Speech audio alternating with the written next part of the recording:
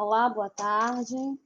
Eu sou a professora Daniele Miranda. Prazer imenso estarmos hoje discutindo sobre um tema super relevante, sobre educação inclusiva, sobre neurociência, e nós vamos fazer um diálogo sobre o autismo. Para a gente poder começar a entender os parâmetros da neurociência e do que é o espectro autista, o espectro do autismo, a gente precisa entender o que é o autismo. O que é todo esse contexto que hoje nós temos uma verdadeira coxa de retalhos. Nós não temos só o autista clássico, nós só temos o espectro. Então, nós temos uma coxa de retalho que vai compor um cenário para que a gente entenda como que se comporta o cérebro de uma criança, de um estudante com autismo. Então, o que é o transtorno do espectro autista? Eles são considerados atualmente transtornos de desenvolvimento, de causas diversas, neurobiológicas, que existem. Quais são os pontos principais? Eles conduzem a anormalidades qualitativas e quantitativas, que, embora muito abrangentes, afetam de forma mais evidente três áreas: as áreas de interação social, de comunicação e de comportamento. Por que transtorno do desenvolvimento? Há um tempo atrás nós chamávamos de transtornos globais, transtornos invasivos de desenvolvimento. Pensava-se antigamente que esses transtornos invadiam um determinado ponto da infância da criança, Porque geralmente os primeiros traços do autismo, eles se manifestam depois de 1 ano de vida, 2 anos de vida. Então, em tenra infância, na primeira infância, nós já temos os primeiros pontos, os primeiros traços. E aí se evoluiu para o transtorno do espectro autista, porque nós não temos um autista igual ao outro. Nós temos, na verdade, uma série de características que vai diferir de uma pessoa para outra. Até porque os seres humanos são diferentes, com organismos diferentes e com comportamentos sociais diferentes. E tudo isso vai interferir no transtorno. Como nós já havíamos falado, embora nós tenhamos várias comorbidades, vários pontos para analisar no transtorno do espectro autista, nós temos 3 áreas principais: a interação social, o comportamento e a comunicação. Mas, como nós estamos discutindo neurociência e educação inclusiva, como é que se comporta o cérebro de uma criança com transtorno do espectro autista? Será que funciona da mesma maneira de uma criança neurotípica? Quando a gente fala neurotípica, é o que a gente chama anteriormente de dito normal. Será que funciona da mesma maneira? Será que os estímulos que se veem e que automaticamente nós respondemos, nós procuramos uma resposta no cérebro, será que são iguais? Vamos ver um pouquinho como é que funciona o cérebro de uma criança com TEA.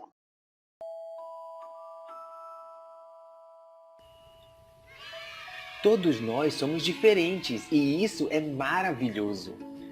Algumas dessas diferenças são fáceis de ver: altura, cabelo, gênero, cor dos olhos e assim por diante. Outras diferenças não podem ser vistas: nossa comida favorita, medos ou habilidades especiais. Curiosamente, a maneira que vemos o mundo também é diferente. Por exemplo, o que você vê nesse desenho? A maioria das pessoas enxergam um pato, mas alguns de vocês podem ter visto um coelho. O que quer que tenham visto está correto, está tudo bem. É só uma brincadeira com o desenho para mostrar que todos os cérebros funcionam diferente. O cérebro é o computador do seu corpo. Ele funciona de forma diferente para cada um de nós e controla a maneira como você aprende, e é por isso que cada um de nós domina uma habilidade diferente, controla a maneira como você se sente, e é por isso que cada um de nós sentimos emoções diferentes, e como você se comunica. Às vezes o cérebro se conecta de tal maneira que afeta os sentidos e a forma como nós percebemos situações e interações. Isto é conhecido como autismo. Muitas pessoas têm autismo, então é provável que você conheça alguém que seja autista, e por essa razão é importante saber um pouco mais sobre o autismo. O circuito dentro de um cérebro autista às vezes pode fazer com que a pessoa domine tarefas que outros acham difíceis, como matemática, desenho ou música. O oposto também pode acontecer, e as atividades consideradas muito fáceis são incrivelmente difíceis para elas, como por exemplo fazer amigos. Os sentidos estão constantemente enviando informações para o seu cérebro sobre o seu redor e sobre as outras pessoas. Entretanto, quando o cérebro e as sensações de uma pessoa não se comunicam bem, o cérebro pode ficar sobrecarregado e confuso, afetando a forma como elas enxergam o mundo. Imagine-se andando pela rua.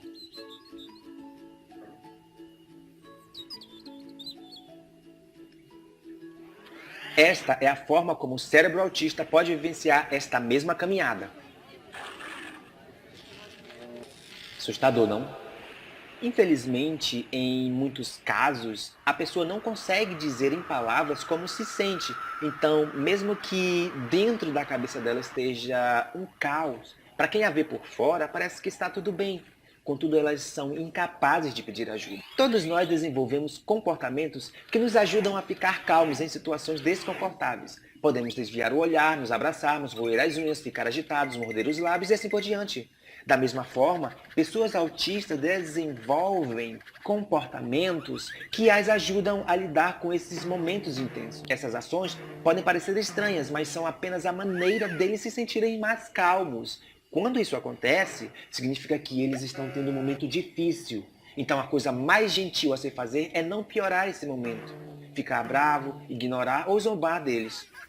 Lembre-se que só porque um PlayStation não consegue ler um jogo de Xbox, não significa que ele esteja danificado. Pessoas com autismo precisam de amigos que estão dispostos a dedicar tempo para conhecê-las. Com uma boa comunicação e bastante paciência, todos se sentirão melhor. Pessoas com autismo não estão doentes ou com defeito. Eles simplesmente têm um jeito único de ver o mundo e com o apoio dos amigos, pode ser que eles consigam partilhar esta visão com a gente. O autismo pode fazer coisas incríveis acontecerem.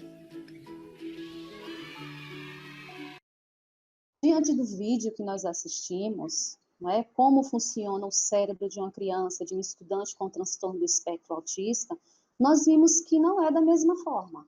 Não é a forma de ver, a forma de perceber, mas temos a certeza de um ponto.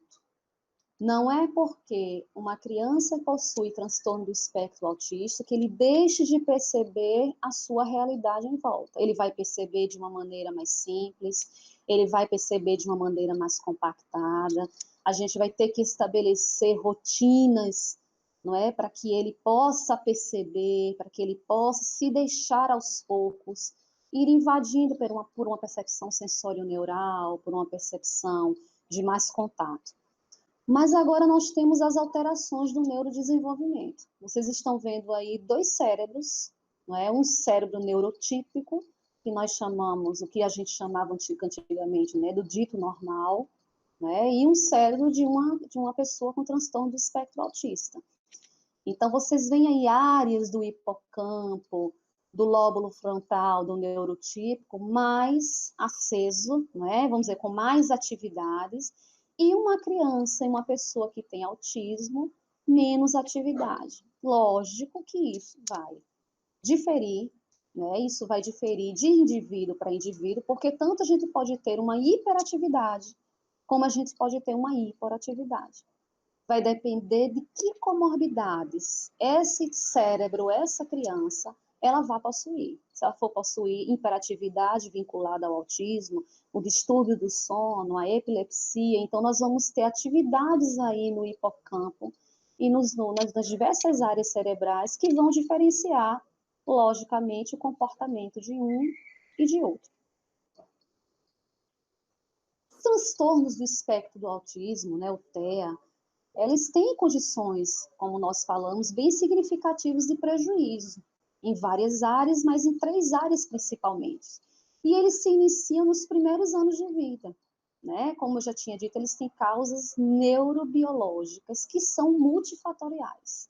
Dentro dessas causas, nós temos que fazem parte dessas condições em termos de diagnóstico, de laudo, do que a gente percebe por aí dentro do espectro autista.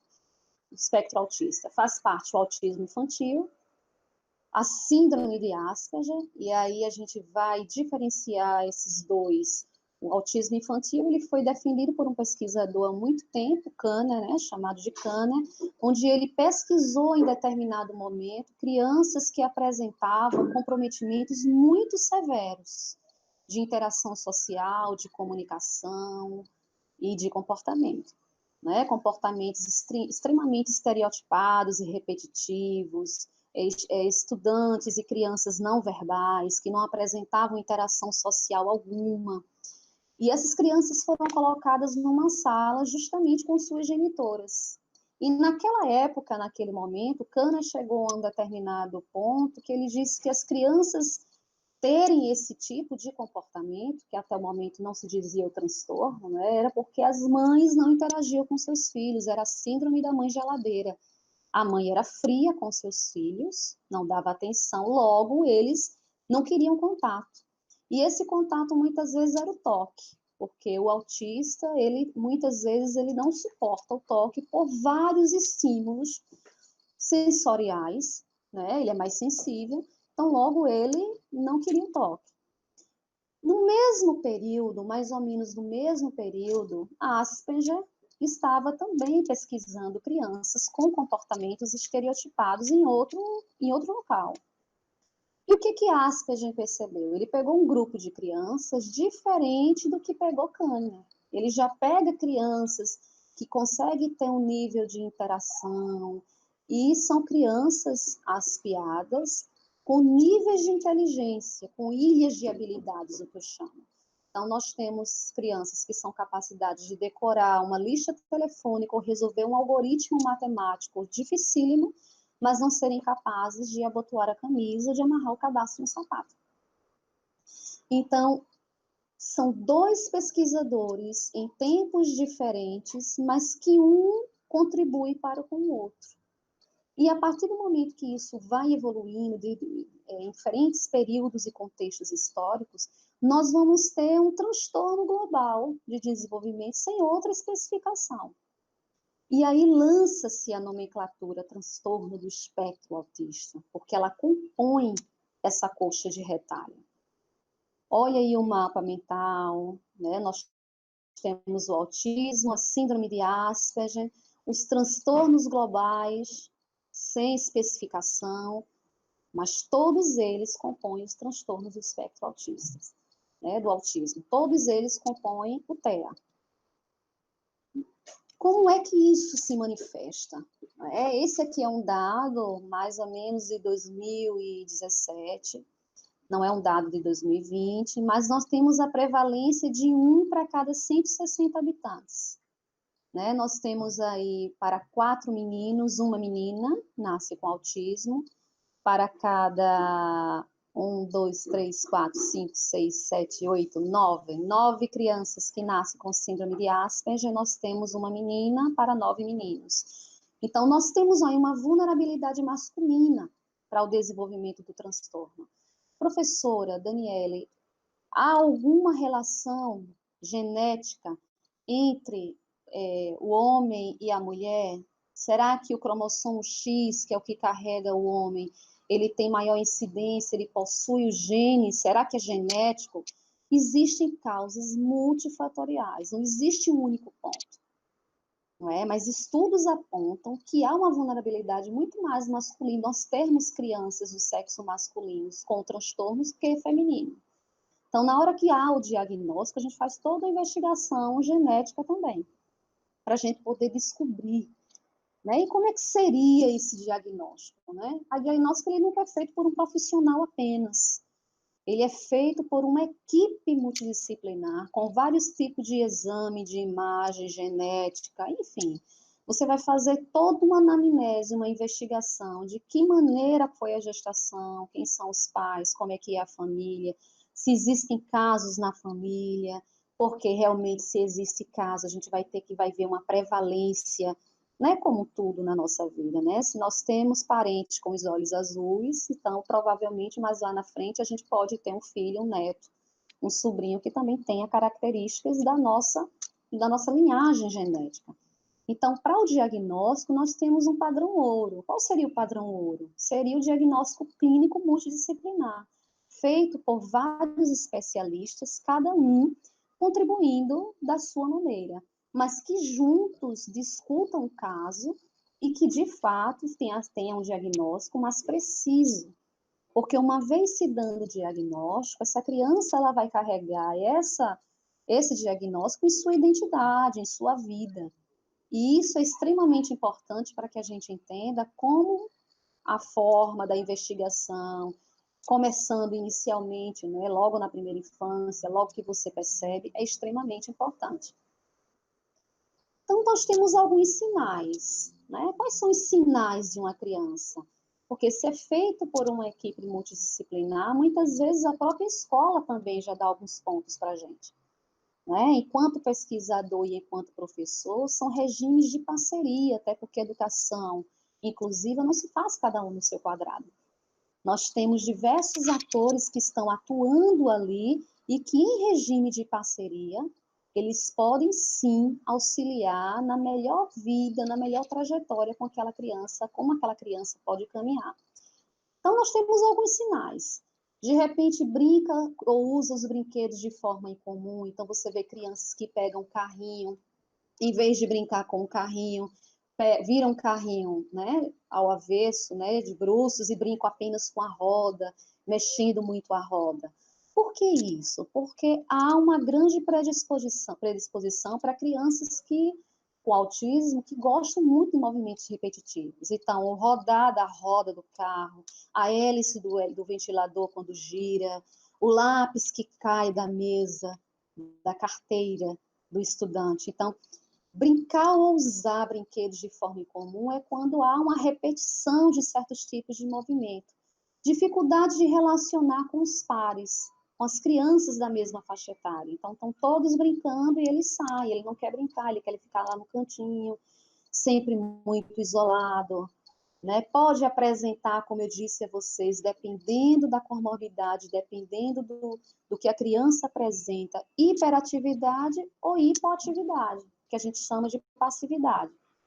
Então, choro e risadas inapropriadas, uma criança que chora muito, né? Sensibilidade a alguns sons, é muito comum você ver uma criança que apresenta o transtorno do espectro autista se incomodar com muito barulho.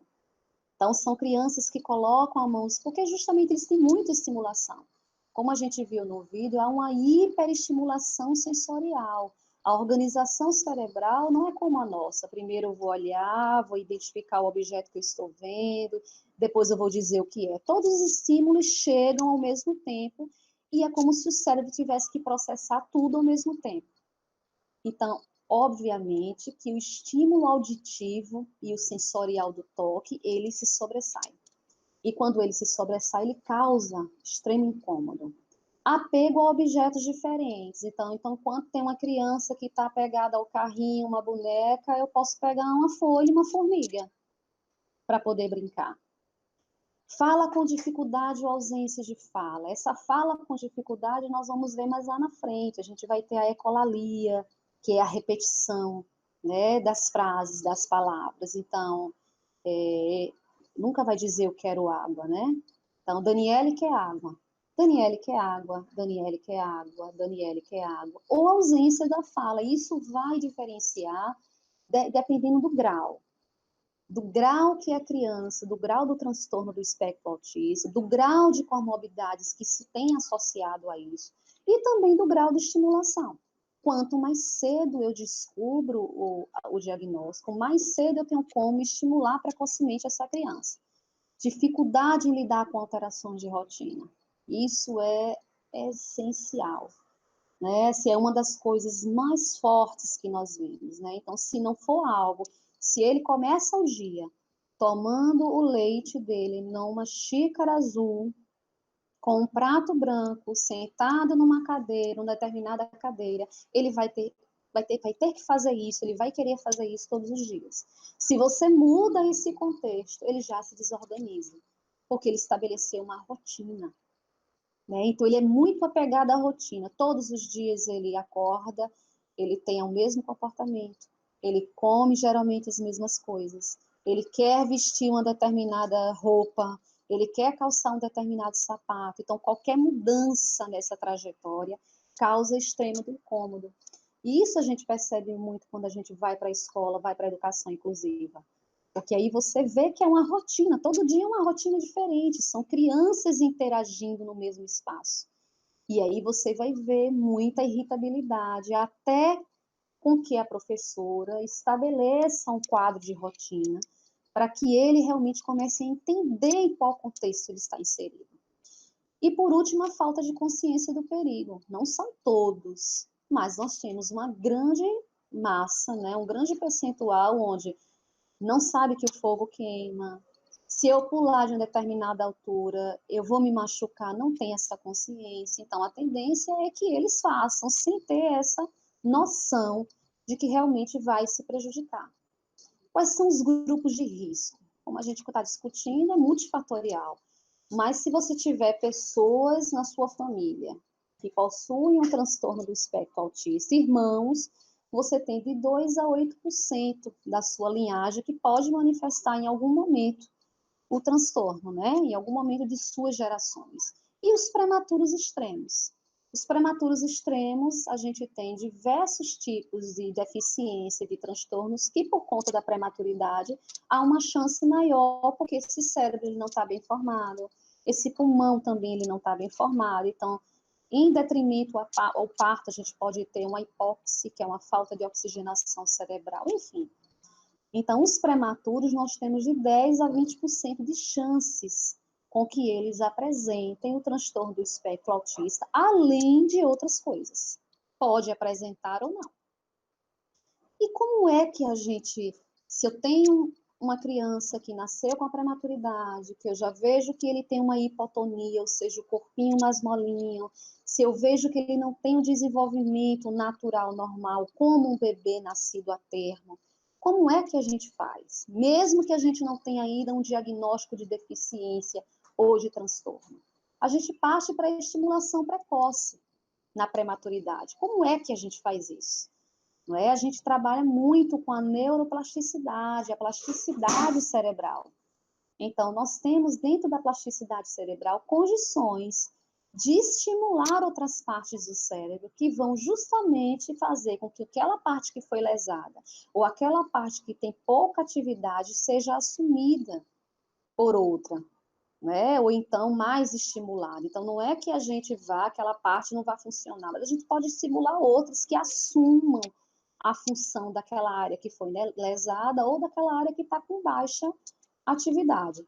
Tudo isso é feito o que a gente chama hoje de intervenção precoce. Quanto mais precoce se fizer, até porque o ideal é que seja nos primeiros 3 anos de vida, mais sucesso a gente poderá ter. Então, o que é o ideal? O que é o ideal para esse diagnóstico precoce? Identificar mais cedo os casos suspeitos, né? Logo que eu vejo algo diferente nessa linha de desenvolvimento com o meu pediatra, eu em casa, tem uma avó que percebe algo diferente, que eu ainda não percebi. O ideal é que seja antes dos 3 primeiros anos de vida. Por que isso? Porque nós temos uma plasticidade neural que de 0 a 2 anos ela está a todo vapor. Então, tudo que eu quiser estimular naquela criança, eu vou ter um ganho muito mais acelerado e muito mais perceptível do que depois. Eu posso fazer depois isso? Posso. Claro que posso. Mas o ideal, mas eu não vou ter tantos ganhos com tanta rapidez, vamos dizer assim. Então, o ideal é que a gente comece antes dos 3 primeiros anos, ainda na tenra idade, né? Ainda na primeira infância. E essa intervenção precoce, ela é fundamental para oportunizar um bom prognóstico, não é? Se eu estimulo mais, eu vou ter um prognóstico mais positivo. Se eu estimulo menos, essa criança ela vai apresentar mais comorbidades, porque ela não vai melhorar do autismo, ela não vai melhorar de ter uma deficiência física, ela não vai deixar de ter. Ela não vai deixar de ter cegueira, ela não vai deixar de ter baixa visão, ela não vai deixar... Isso é algo que ela vai carregar com ela. Mas à medida que eu estimulo, que eu entendo a capacidade e a diferença com que elas são apresentadas, eu posso obter um programa de intervenção precoce para que a gente possa ajudar e aí ter um diferente diagnóstico, um melhor diagnóstico, né? Prognóstico.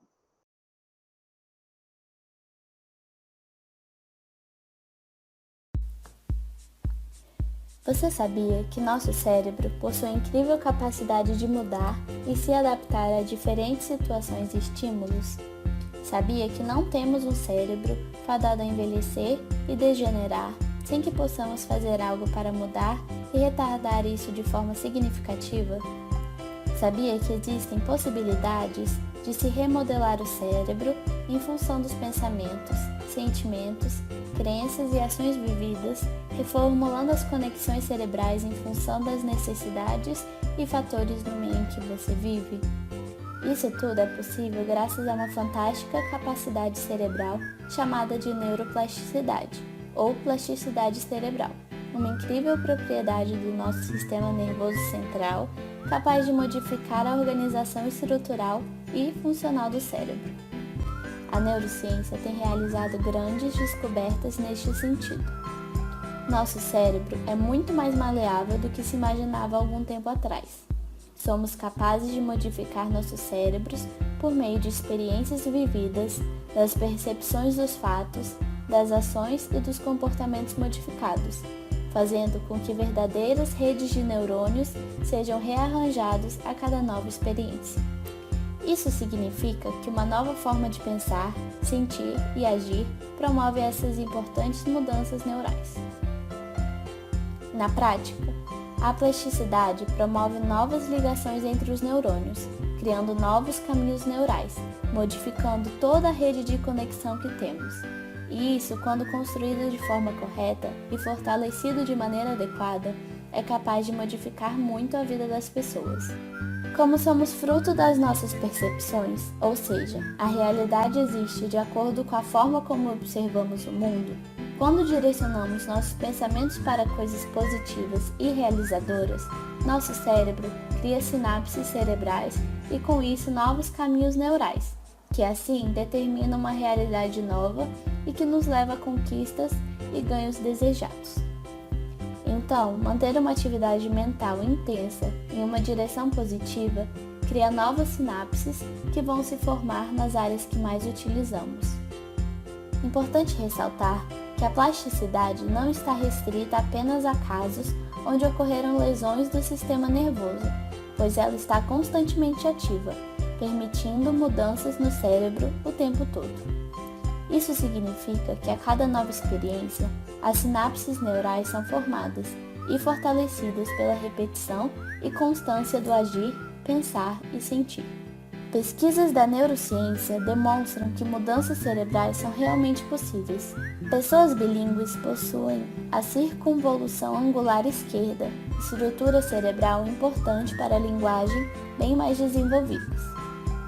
Músicos possuem mais desenvolvida a circunvolução de Helsch, área cerebral importante para processar a música. Taxistas possuem o hipocampo, região importante para a memória espacial particularmente desenvolvida, demonstrando que o direcionamento neural e a função estimulada são capazes de plasmar as áreas cerebrais específicas. Com isso, podemos entender que os seres humanos podem criar novos caminhos neurais ao longo de toda a vida, que o esforço consciente também para criar novas sinapses e ligações pode se dar mediante o treino mental.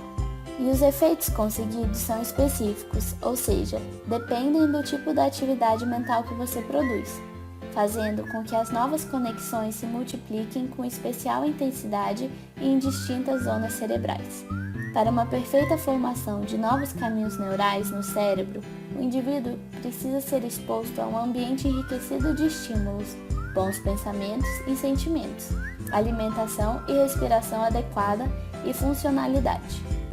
Por outro lado, a inatividade e o desuso podem acentuar as alterações estruturais e neuroquímicas do cérebro, fazendo o declínio motor, sensorial e cognitivo que pioram à medida em que envelhecemos. Fica claro, então, a importância de criarmos aspectos neurais positivo-compensatórios, tais como praticar regularmente atividade física, aprender uma nova língua, fazer palavras cruzadas, aprender a tocar um instrumento musical, etc. Além disso, mudanças nas crenças limitantes que ainda carregamos em nós e na forma de encarar a vida, a persistência e o foco naquilo que queremos conquistar e principalmente os pensamentos carregados de sentimentos de alegria, gratidão e sensações positivas, gerando sentimentos de vitória, sucesso e realizações dos sonhos, são capazes de formar e fortalecer sinapses neurais que trarão impactos extraordinários na sua vida e no sonho que se pretende realizar. Aprenda com coaching a criar condições positivas de construção de uma adequada plasticidade cerebral. Neurociência Coach, a neurociência e a inteligência emocional do coach.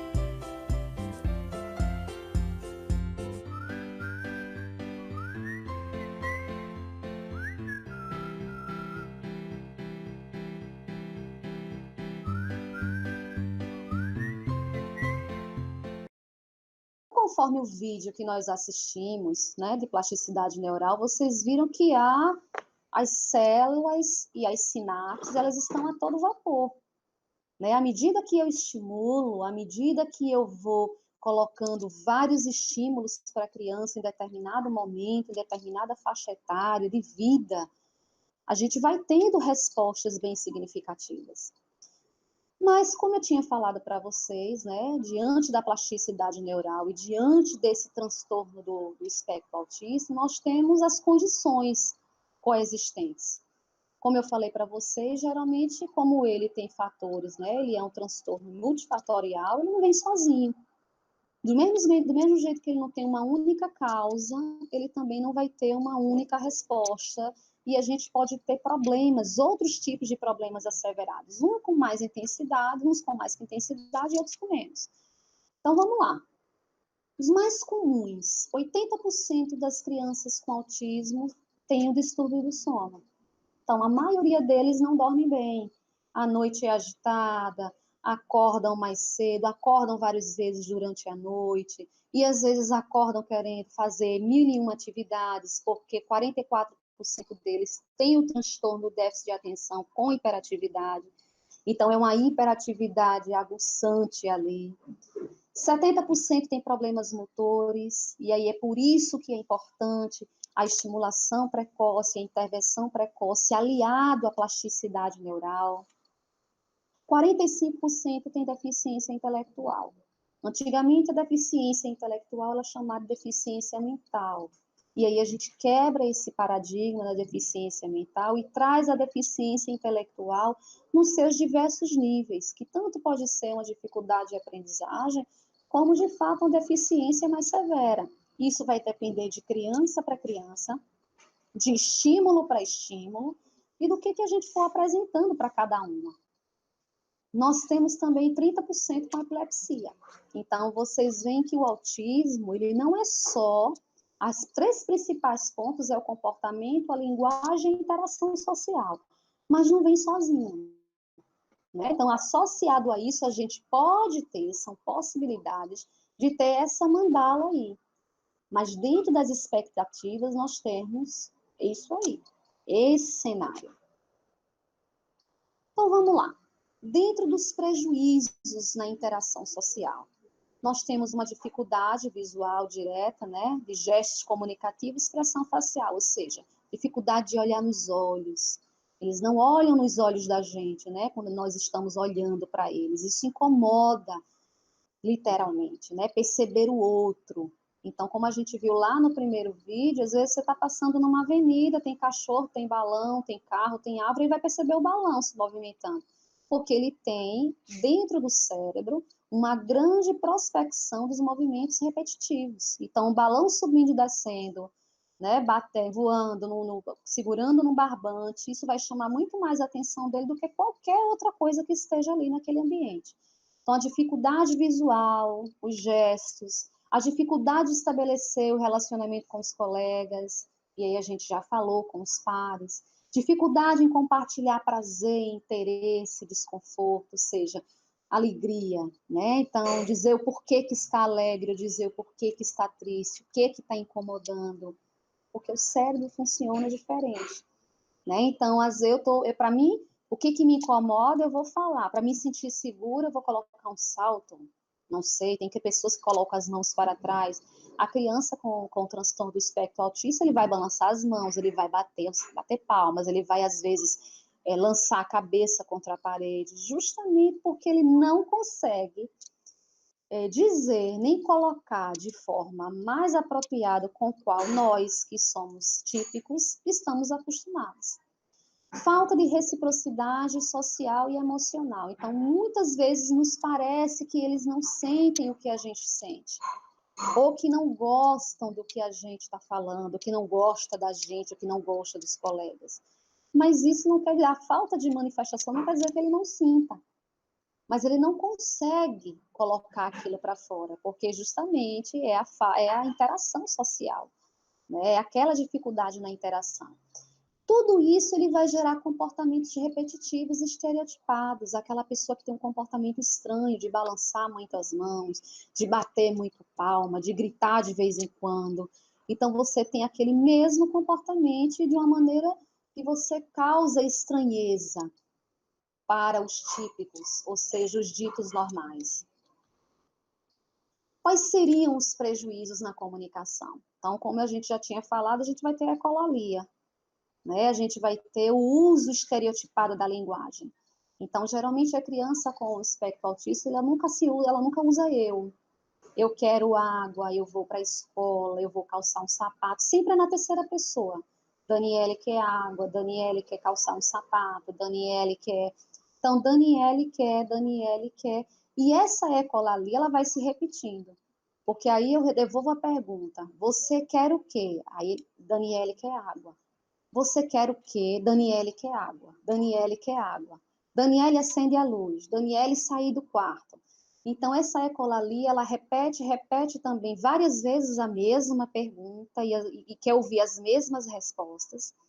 Ela possui um atraso ou uma ausência da fala expressiva, vai depender do grau que nós tenhamos aí, do grau de estimulação e de intervenção precoce, como é que está essa plasticidade neural, em que momento ele começou a ser estimulado, mas a gente tem casos de autistas não verbais e que são não verbais até a sua vida adulta, e nós temos aqueles que interagem, embora com uma fala mais estereotipada, uma ecolalia, que com intervenções de outros profissionais da fonoaudiologia, a gente vai balizando isso aí.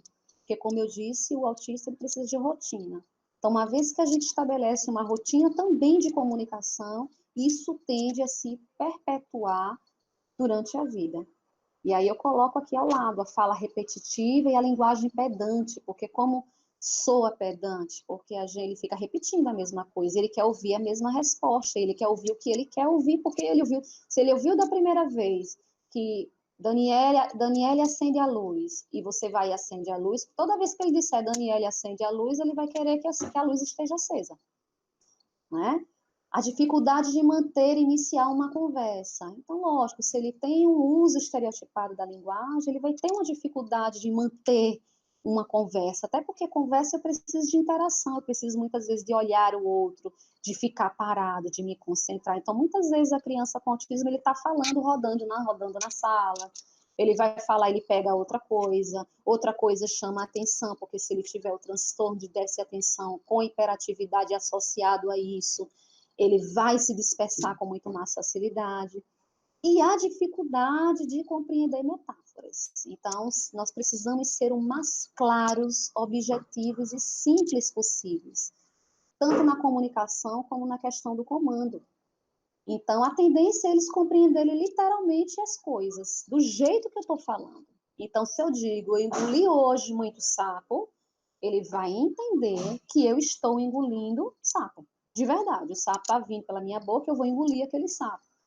Se eu falar que o dia foi extremamente cansativo, extremamente chato e que eu acabei entrando pelo cano, ele vai entender que, de fato, uma pessoa vai entrar pelo cano, literalmente. Então, as metáforas, elas não têm muito sentido, né? Está chovendo canivete, então se está chovendo canivete, eu não saio na rua, porque a tendência é que eu seja machucada pelos canivetes. Então, essa linguagem, ela tem que ser extremamente clara. Mas como a gente está falando de cérebro, de organização cerebral, que cérebro é esse que chega nas escolas? Se a gente for compreender melhor a função cerebral e a plasticidade neuronal, seremos capazes de criar intervenções educacionais e técnicas mais eficientes. A gente precisa conhecer quem é esse estudante, quem é essa criança que está chegando, que é um ser humano integral. Ele é cognitivo, mas ele é emoção, mas ele é social também. Então, que tipo de organização? Como é que ele está chegando nessa escola? E de acordo com a neurociência e a aprendizagem, nós temos alguns pilares que é preciso a gente, na hora que for colocar, na hora que for trabalhar e perceber, se basear. Uma delas é o conhecimento prévio. Os professores e na educação, nós temos muito isso, não é? Você priorizar o conhecimento prévio. Ninguém chega no ambiente escolar sem saber de absolutamente nada, principalmente agora. Não é? Uma criança aos 7 anos de idade tem mais informação do que o imperador romano tinha durante sua vida adulta. Então, tudo tem um conhecimento prévio. Então, nós precisamos priorizar o que essa criança traz, o que ela conhece, o que ela já faz, que conexões de conhecimento já existem no cérebro dessa criança. Logicamente que do concreto para o abstrato. Então, ideias muito abstratas, logo de início, não vai fazer sentido, mas se você parte de uma realidade concreta, do fazer, do pegar, por isso que se trabalha muito com jogos, geralmente no atendimento educacional especializado para essas crianças. Então, o lobo frontal, ele é a sede do pensamento abstrato, demora mais para se desenvolver. Então, como a gente viu lá nos slides anteriores, você vai ver que uma criança com cérebro típico, neurotípico, ele tem uma atividade maior do que uma criança que tem autismo. E se isso já é evidente, logicamente que vai demorar muito mais a se desenvolver. Então, isso ele vai se estender até a segunda década da vida. Dessa forma, a gente precisa partir de exemplos concretos para depois a gente atingir as ideações abstratas. Isso é regra? Não. Não é regra, mas assim, o cérebro completamente desenvolvido na sua capacidade abstrata é a partir dos 20 anos, completamente desenvolvido. Isso não quer dizer que você não possa abstrair antes disso. Né? Então, a gente pode ter crianças com transtorno do espectro autista com a sua abstração a todo vapor. Mas o ideal, o aconselhável, o protocolo é ir do concreto para o abstrato. Práticas, né? Quando uma informação é colocada em prática, ela se torna patente em nosso cérebro. Uma coisa é eu ouvir falar de uma receita de pudim, outra coisa é eu fazer o pudim. Então, a gente tem que se certificar que, na prática, a criança realmente entendeu. Ela é capaz de falar e ou escrever sobre um conceito. Isso não significa que ele precise escrever e ou falar ao mesmo tempo. Se a criança ela não é verbal, ela vai apontar para uma figura. A escrita não é obrigada a ser a escrita do código da língua portuguesa, mas ela vai apontar. Eu tenho várias plaquinhas com o joguinho, com as letrinhas, e ele pode apontar, sim, a melhor resposta, inclusive das histórias, porque as histórias, elas ativam muitas áreas cerebrais, né? Desde a comunicação até o conceito de início, meio e fim, de sequenciação e de organização. Então, se eu tenho uma criança que ela não é verbal, que ela tem prejuízos nessa comunicação, eu posso fazer placas com os personagens, eu posso fazer placas com as fases da história. E na hora que ele for organizar o pensamento, ele for apontando e montando. Isso é uma resposta com que realmente o cérebro dele está se organizando dentro de uma sequência de meio e fim. O que aconteceu? Ela se escondeu aí dentro. Vamos procurar? Vamos, Stella? Vamos. Você vai procurar qual? O azul. Procura, vê se você acha. Cadê você? Cadê você? Cadê você? Procura. Ficou procurando. Tá procurando? Tá certo. Qual foi a letra que você achou? Qual foi a vogal? O vagal. Então, olha, Estela. Olha o que você vai fazer. Pega a vogal A e coloca aqui pertinho da outra. Primeiro essa. Pega essa e coloca aqui pertinho. Muito bem. Agora vamos. Você achou qual? Ué, Eita, que legal. Vai. Vamos ver se você consegue.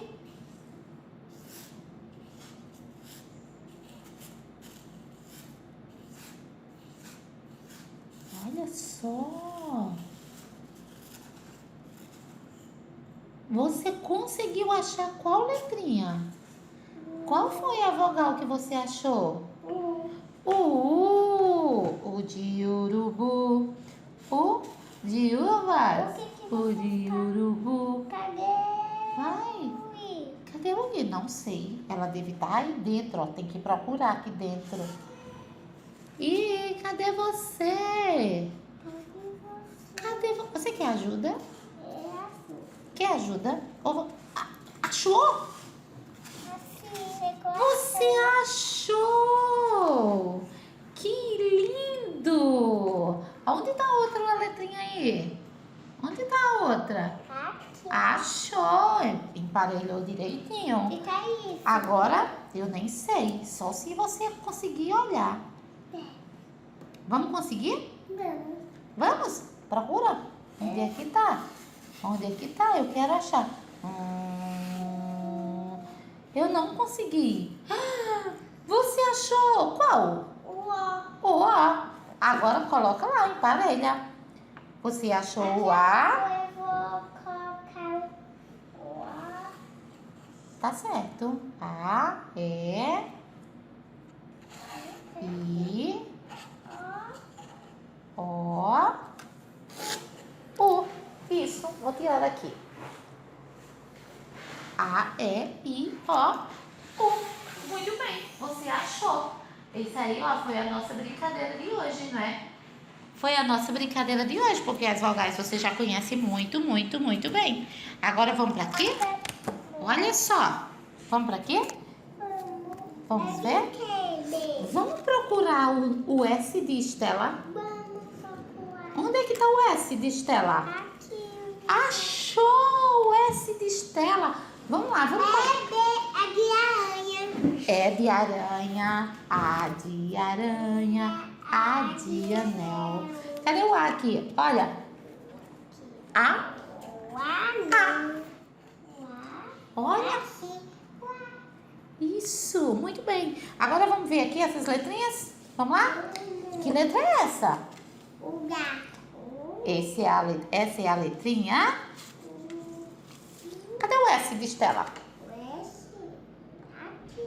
S de Estela e S de sapo. Muito bem. Vamos lá caprichar? Vamos ver? Não. Vamos investigar aqui o que é que você sabe?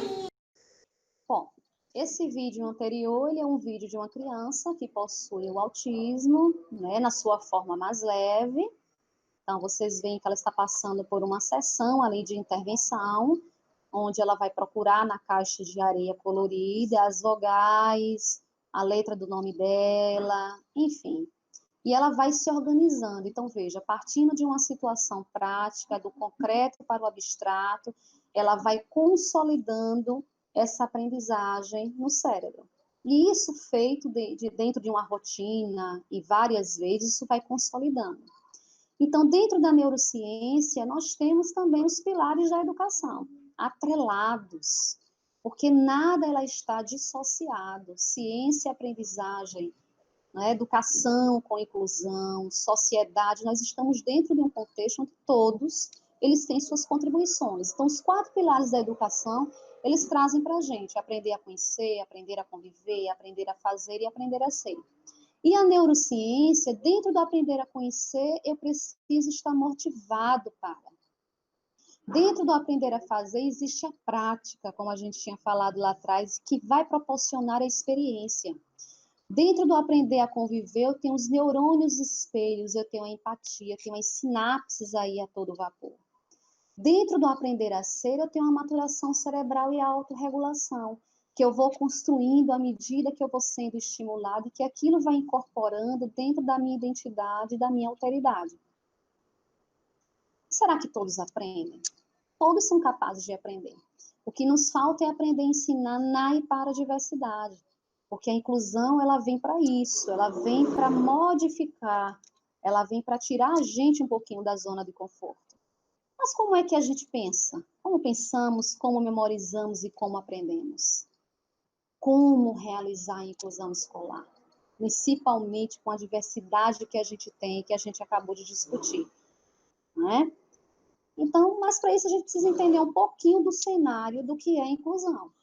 Então, nós temos aí compreendendo a inclusão escolar. Inclusão, primeiro ponto, a gente tem aí os pontinhos verdes, que são os ditos normais, né, os neurotípicos, e você tem aí os pontinhos coloridos, todos no mesmo contexto e aprendendo juntos e experimentando juntos das mesmas experiências. O que eu não quero dizer é que você vai ser igual a todo mundo. Esse discurso que nós somos iguais a todo mundo, isso não existe. Nós somos extremamente diferentes uns dos outros. Inclusive os ditos normais, nós não somos iguais. A igualdade, ela está na lei, no direito. Isso aí a gente tem igualdade de direitos. Mas como seres humanos e pessoas, nós somos dotados de especificidades e de características completamente diferentes. O que não impede que nós convivamos e interagimos no mesmo ponto. Logo abaixo, você tem a exclusão. E aí nós vivemos muito essa exclusão em vários períodos históricos da humanidade. Desde a Grécia, quem já assistiu o filme 300, quando a criança é arremessada, né? A criança que ela é fraquinha, porque ela tem algum tipo de deficiência, ela é arremessada à rocha Tarpeia, porque a cultura grega é a cultura do belo e do forte. Então, nós temos os ditos normais dentro de um determinado campo de sociedade. Quem é diferente, ele está fora. Né? Se a gente for trazer um pouquinho para a nossa trajetória hoje, mais moderna, quem já andou pelo centro das grandes cidades, das grandes metrópoles, em algum momento se deparou com alguma pessoa com deficiência pedindo, sendo alijada da sociedade. Então, eles não tinham espaço dentro da sociedade, dentro do mercado de trabalho, nem muito menos da escola. Então, passaram a vida alijadas da sociedade. A segregação, ela é algo que também está bem do lado. Ó. Então, eu tenho aí um grupo que está segregado, então a gente viveu um momento histórico que muitas das pessoas que apresentavam algum tipo de transtorno, seja elas as psicoses, as neuroses e o transtorno do espectro, né, autista, elas eram alijadas, ou seja, retiradas da sociedade e colocadas em manicômios. Prova tanto que no nosso território nacional existiam vários manicômios. Né? Então, isso era segregação. Eu não olho para você, você não olha para mim. Você não existe para mim, eu não existo para você.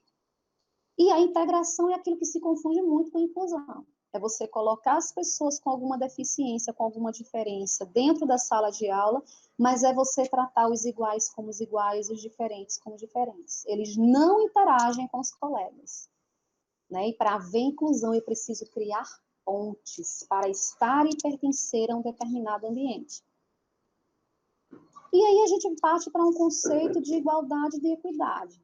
Olha aí essa ilustração que dá muito panos para as mangas para a gente poder entender. Igualdade é quando eu digo assim, todo mundo tem acesso à educação, todo mundo tem acesso à saúde, todos na escola. Equidade é diferente. É quando eu dou condição para que todos consigam obter sucesso. Então, o sucesso aí é todos alcançarem a maçã. A igualdade, né? Na igualdade está todo mundo ali perto da macieira.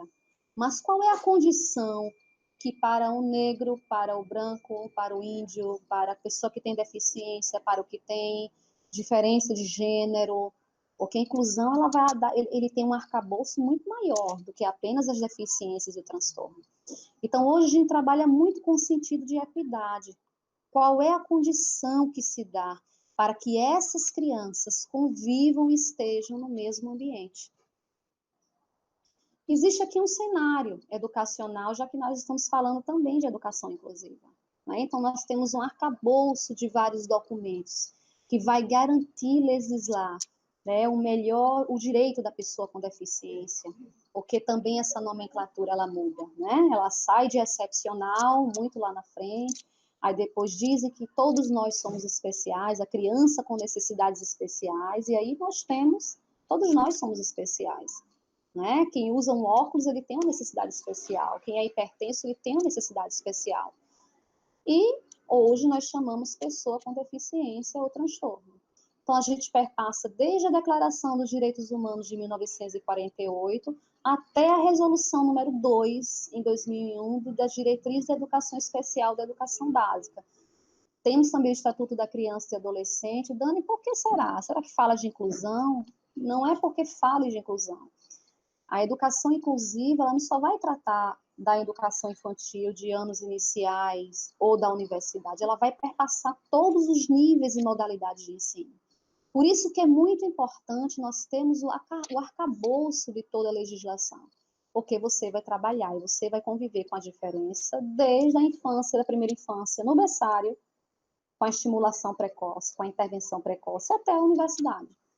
Então, ela não vai ter apenas um campo de atuação. Por isso que é importante nós termos esses arcabouços. E aí nós temos um mapa mental bem diverso, olha, neurociência, educação e tecnologia. Por que tecnologia? Hoje nós estamos vivendo um momento completamente diferente, né? Nós estamos falando já dos cenários educacionais pós-pandemia. E como é que seria esse cenário educacional pós-pandemia para as crianças com transtorno? A gente sabe que a tecnologia, eles gostam muito, né? Essa geração que é a geração alfa, né? Nós passamos da geração X, Y, Z, já estamos na alfa, eles já nascem conectados. E o jogo, ele ativa vários campos da atividade cerebral. Então, ela está muito junto dentro desse contexto, até porque tecnologia hoje, educação tecnológica, educação não presencial, virou o nosso dia a dia. Hoje a escola está entrando dentro de casa, né? Fazendo uso da tecnologia e da interatividade. Para isso, a gente precisa entender como é que funciona o cérebro. Claro, a gente já discutiu muito sobre isso. A emoção como aliada na aprendizagem. E aí eu também trago um conceito de inteligência emocional. A gente precisa estar estimulando essa inteligência emocional. Eu costumo dizer que nós somos admitidas por nosso currículo e pela capacidade técnica e demitidas pela capacidade de gerir relações e sentimentos. E como a gente pode utilizar a inteligência emocional para entender os surtos ou o choro, ou a batida na cabeça, ou colocar a mão no ouvido, quando a criança com autismo não consegue verbalizar, não consegue dizer, não é? Entender o processo neural e a fixação do conhecimento, ou seja, eu preciso entender que ele tem um ritmo diferente, que ele vai ter uma resposta diferente, que o tempo dele não é o meu tempo, e que o tempo dele pode não ser o tempo da turma. Então, essa fixação do conhecimento muitas vezes vai ter que se dar através de uma rotina e às vezes até por repetição mesmo, porque ele precisa vivenciar aquilo várias vezes para que ele possa acomodar. E aí a última setinha é a tecnologia influenciando nesse processo. A gente precisa utilizar as metodologias ativas aí. As metodologias ativas não necessariamente ocorrem com o uso da tecnologia, mas hoje nós estamos vivenciando e a grande tendência é que esse cenário educacional pós-pandemia nós utilizemos cada vez mais, né? Embora nós aqui no Brasil não tenhamos nós não fabricamos nem a nossa internet, tudo é importado, né? Nós temos ainda muito que avançar nessa revolução da tecnologia que já está aí na inteligência artificial. Mas não há como negar que a tecnologia ela ajuda bastante durante esse processo. E quando a gente fala de educação inclusiva, transtorno do espectro autista, a gente fala em acessibilidade. Essa acessibilidade, ela vai desde as barreiras arquitetônicas, desde a maneira de como chegar num determinado prédio, de entrar numa sala de aula, de ter uma carteira, né, adaptada para o seu aluno, se ele for canhoto, se for desse, desde isso, desde essas pequenas coisas, até as barreiras atitudinais. Como eu estou dizendo para vocês, existem aí crianças verbais e não verbais. Eu tenho algumas crianças com autismo que utilizam, inclusive, a Libras para poder se comunicar, que é a linguagem brasileira de sinais mais utilizada pelos surdos, mas que é a nossa segunda língua oficial no Brasil. Não é inglês, não é francês, não é espanhol. Nós temos duas línguas. Uma é a língua brasileira de sinais e uma é Libras. Mas o que é mais comum para criança com autismo é a comunicação alternativa, aumentativa, que é aquela comunicação com prancha, com figuras.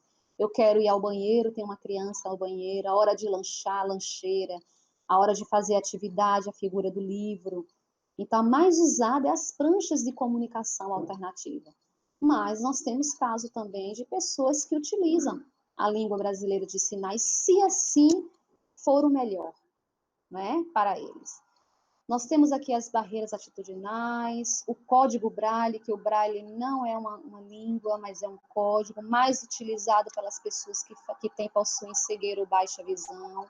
Nós temos casos de deficiências múltiplas, onde a criança com transtorno, ela também possui baixa visão, né? Possui também cegueira. A orientação e mobilidade, que vem atrelado a isso, o AEE, que é o atendimento educacional especializado. Então, há um grande ganho com as crianças com transtorno do espectro autista, porque eles entram no público do atendimento educacional especializado. E aí a gente tem esse atendimento que ele é complementar e suplementar, mas ele trabalha em regime de parceria com os diversos atores, com os professores regentes, com a equipe pedagógica, com a coordenação. E qual é a função do AEE? É flexibilizar esse currículo. A gente não pode adaptar o currículo, mas a gente pode flexibilizar.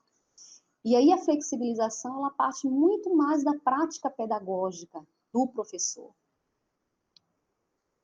Olha a aprendizagem aí.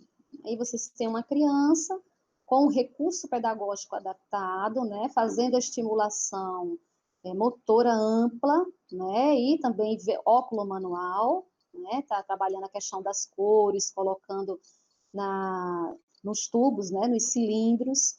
E qual é o papel do professor nesse sentido, né? O professor, ele vai reagindo às tentativas do estudante, ele vai incentivando, ele vai corrigindo, ele vai estabelecendo uma rotina em função do que ele pode ou não fazer. A rotina é extremamente importante. E como é que o estudante com TEL evolui? Ele evolui primeiramente porque ele estabelece uma rotina. Você vai estabelecer que, quando ele chega na escola, vai estar lá a prancha de comunicação. Primeiro ele vai tirar a agenda? Ele vai tirar a agenda. Depois ele vai sentar na roda com os estudantes, com os colegas, na linha, ele vai sentar na roda. Depois disso, ele vai para a carteira para fazer a atividade. Então, todas essas figuras têm uma rotina. Ele vai olhar para o quadro, ele vai saber, agora é aquilo que eu tenho que fazer.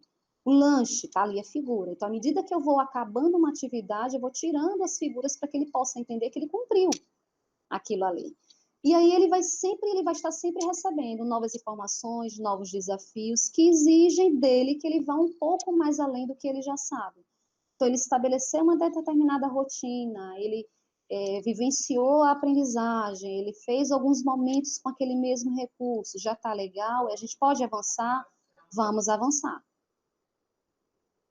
Olha aí outros recursos, outras atividades. Isso aí é uma adequação curricular, é uma flexibilização curricular, um recurso pedagógico adaptado com uma fonte maior, não é? Onde ela está escrevendo aí a vogal, utilizando um lápis mais grossinho um pouquinho, né? Aqui ao lado você tem uma prancha, né, amarela. Esse material ele é feito de papelão, né, com um papel contato. A canetinha é aquela canetinha que você usa para apagar.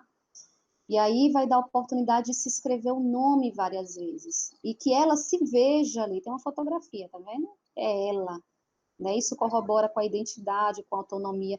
Nada tão diferente do que as professoras estão acostumadas a fazer. O que a gente tem de diferente aí é algo maior, que não seja uma folha de A4, é algo que você não vai precisar estar o tempo todo confeccionando, porque é uma canetinha que você apaga, não é? E que ela vai poder fazer o tempo todo, várias vezes.